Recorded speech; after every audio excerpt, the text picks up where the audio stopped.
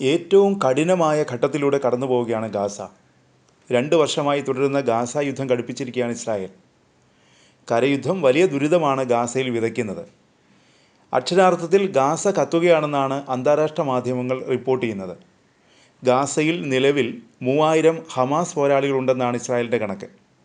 ഇവരെ ഇല്ലാതാക്കുകയാണ് ലക്ഷ്യമെന്നാണ് ഇസ്രായേൽ പറയുന്നത്. അതിനായി കൂടുതൽ സൈനികരെ യുദ്ധത്തിനായി എത്തിക്കാനുള്ള നീക്കമാണ് ഇസ്രായേൽ നടത്തുന്നത്.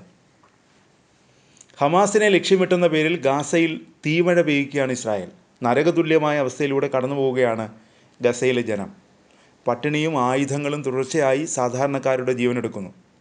ആക്രമണം കടുപ്പിക്കുമ്പോൾ ജീവന് വേണ്ടി പരക്കം പായുകയാണ് ഗാസയിലെ ജനങ്ങൾ.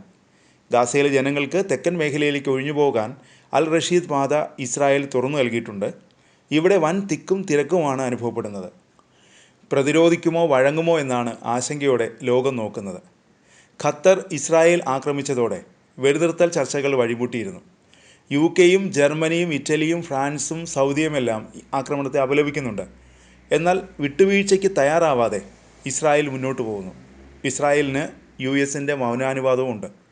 ഈ മാസം 22-ന് സമാധാന ചർച്ചകൾക്കായി യോഗം ചേരുന്നുണ്ട്. ഫ്രാൻസും സൗദിയും ചേർന്നാണ് യോഗം നയിക്കുന്നത്. യോഗത്തിന് കൂടുതൽ അന്താരാഷ്ട്ര പിന്തുണ ഉണ്ടാകുമെന്നാണ് പ്രതീക്ഷിക്കുന്നത്.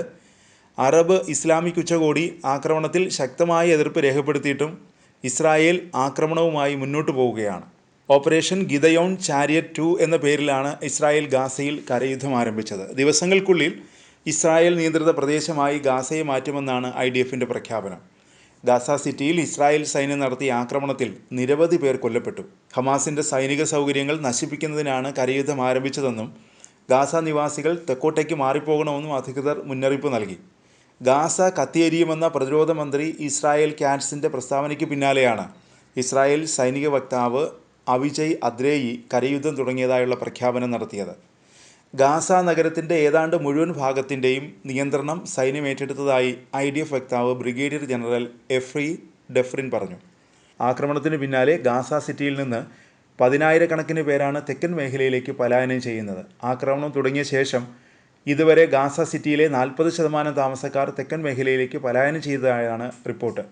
ഇസ്രായേൽ സൈന്യം ഗാസ നഗരത്തിലേക്ക് മാർച്ച് ചെയ്യുകയാണ്. ടാങ്കുകളും കവചിത വാഹനങ്ങളുമായാണ് സൈന്യത്തിൻ്റെ നീക്കം. അതിനിടെ ഗാസയിൽ ഇസ്രായേൽ കരയുദ്ധം തുടങ്ങിയതോടെ വൻ പ്രതിഷേധം ഉയർത്തി രംഗത്ത് വന്നിരിക്കുകയാണ് ഹമാസിൻ്റെ കസ്റ്റഡിയിലുള്ള ഇസ്രായേൽ ബന്ദികളുടെ കുടുംബങ്ങൾ.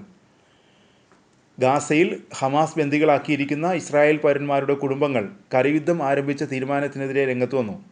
പ്രധാനമന്ത്രി ബെഞ്ചമിൻ നെതന്യാഹുവിൻ്റെ വസതിക്ക് പുറത്ത് കുടുംബങ്ങൾ തടിച്ചുകൂടി. കുടുംബാംഗങ്ങൾ ഗാസ സിറ്റിയിലെ സൈനിക നടപടി ഉടൻ നിർത്തണമെന്ന് നെതന്യാഹുവിനോട് അഭ്യർത്ഥിച്ചു. നെതന്യാഹുവിൻ്റെ വീടിന് പുറത്ത് ടെൻറ്റുകൾ കെട്ടിയാണ് പ്രതിഷേധം.